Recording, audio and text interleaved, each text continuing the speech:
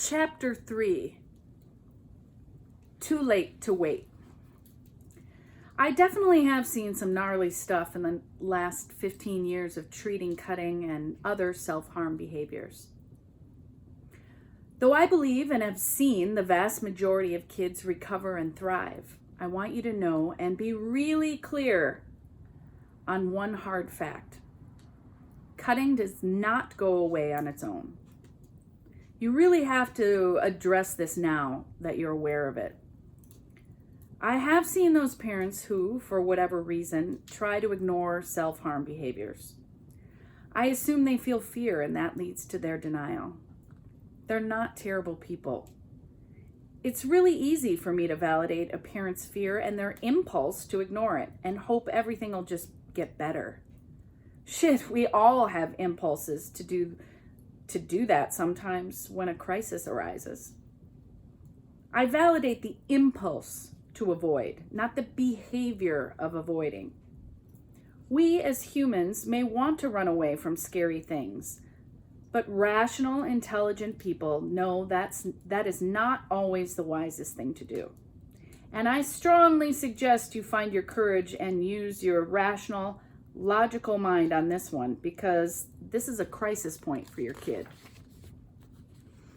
The emotions causing distress are leaking out now beyond containment and management. You literally have physical evidence of your kid's emotional pain on their body. A 19-year-old said to me the other day, if I had a broken arm, they wouldn't have ignored it and waited to get me to a doctor. But because they couldn't see the twist in my brain, they didn't get me a doctor's help.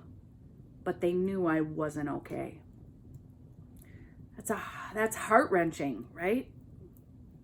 And this kid's parents aren't monsters.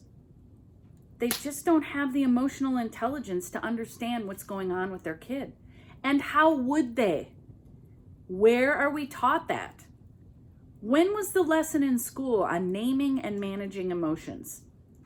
Who encourages us as a society to prioritize learning to name and manage emotions to increase the quality of our lives?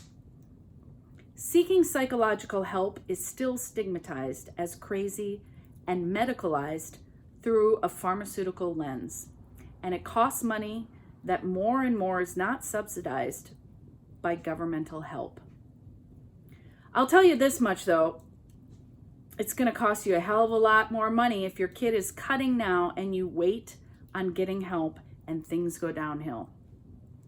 Then we're talking wilderness programs, therapeutic boarding schools, hospitalization, jail and or lawyers, failing/dropping out of college, detox programs, and or other inpatient programs. I don't want to terrify you. I just want to impress upon you the importance of facing this head on and not to wait and see on it. Having a distant or strained relationship with your kid in their 20s and 30s may not cost as much as treatment for cutting, but that's only in terms of money. So here's what we're going to do. I'm going to give you everything I know about cutting and self-harm, all the angles. I'm going to deliver it in a way I think you can digest without overwhelm.